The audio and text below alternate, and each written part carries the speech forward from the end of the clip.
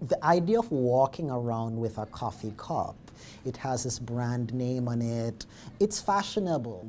It's a part of Western modern living, and in the modern world, the paper cup is so iconic of what modern life means. It's something that we can throw away. About 60 billion paper cups are thrown away in the US every year. In New York City alone, that number is 1.5 billion cups. That makes out to be about 185 cups per person thrown away every year.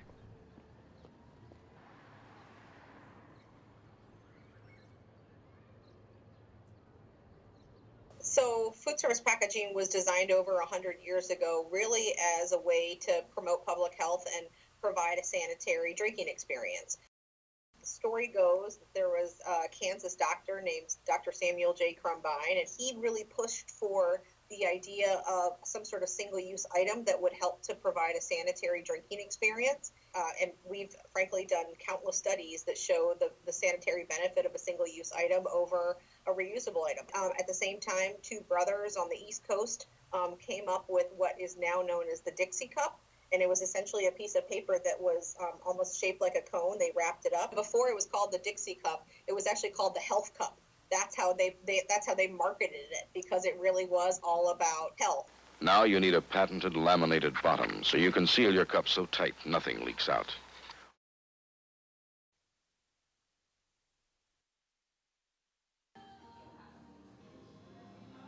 Every cup that's out there, essentially, unless it's a compostable cup, is paperboard that's lined with polyethylene. The paper is lined so that it keeps the cup from leaking, keeps the beverage a little bit hot. Those materials, when they're separate, are usually recyclable, but once they're fused together, it's really difficult for a recycling center to actually process that material. It's either they don't have the technology to separate the material, or they don't find that it's worth their time. Even if you tried to recycle your paper cups,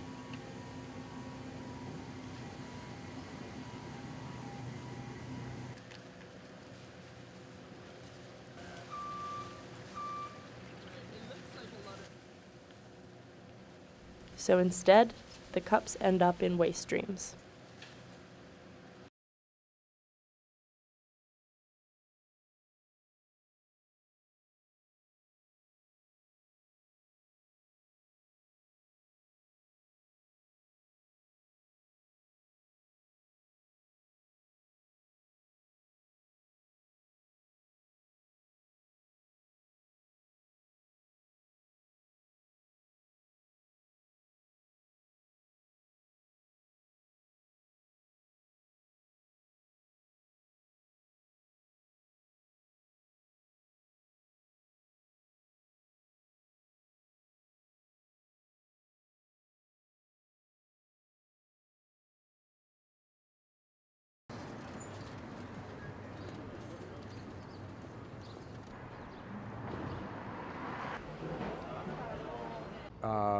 There's a bin for bottles and cans, there's a bin for landfill.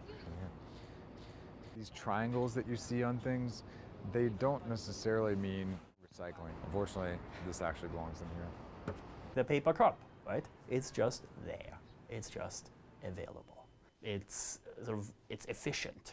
I'm not being charged more money for it than getting the coffee for here or espresso or cappuccino for here at the coffee shop.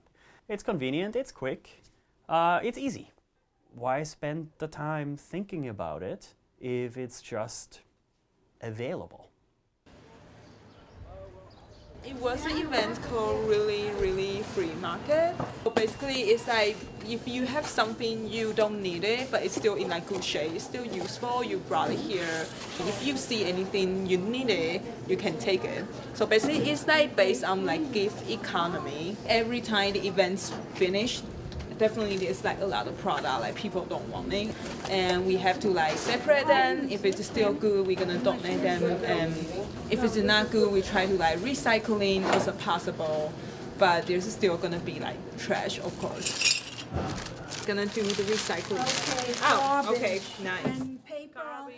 There's actually a lot of things right now. People think they are recyclable, but actually they are not. So the first one, obviously, the paper coffee cup, they go into landfill. And the second one is actually the plastic straw. In New York City, the plastic you can recycling right now, it's only those like a hard plastic. For those kind of like soft plastic, like straw, plastic bag, they just can't be recycled. Of course, like people don't really think about the consequences, like what all these kind of single-use items, like after I eat a thing, I drink the thing from them, where do they go?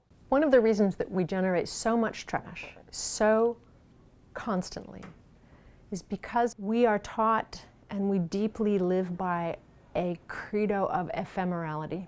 I can let go of it, I can toss it, and in English it's really lovely, I throw it out. There are patterns of thought and behavior that are connected to disposability, and it gets very hard to be green. It's almost impossible, and certainly daunting. You have to change your relationship to your material world to remember to bring the damn thermos.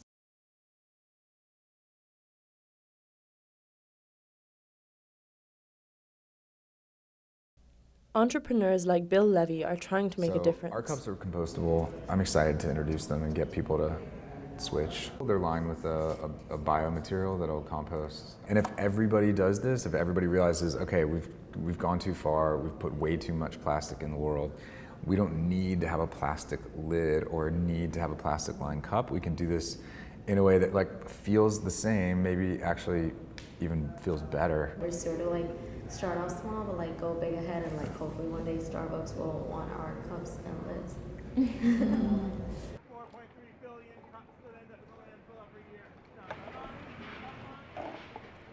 We want a better cup. We want a better cup. We want a better cup. We want a better cup. Chant with us. We want a better cup. We want a better cup. Starbucks, it's time to break free from plastic.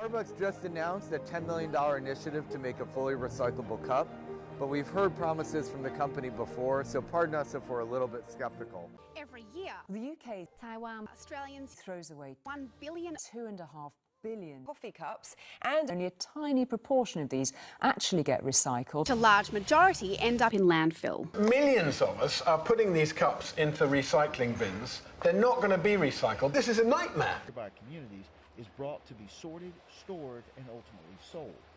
The materials arrive here, and through a system of conveyors... There's a reason why in this famous phrase, reduce, reuse, recycle, recycle is at the end. Not to show that it's not important, but frankly, yes, right, less important than either reducing in the first place, reusing, just using the same product over and over again, right? Your ceramic cup as opposed to the paper cup, for example. And then there's recycle, right, which it takes energy to do. It costs something to recycle, right? Recycling in and of itself, while desirable up to a point, shouldn't be, frankly, a goal in and of itself. I used to believe individuals taking their cloth tote to the grocery and refusing a plastic bag were kind of delusional, thinking that, oh wow, they saved the planet. You're not going to save the planet that way, but you can become part of a groundswell.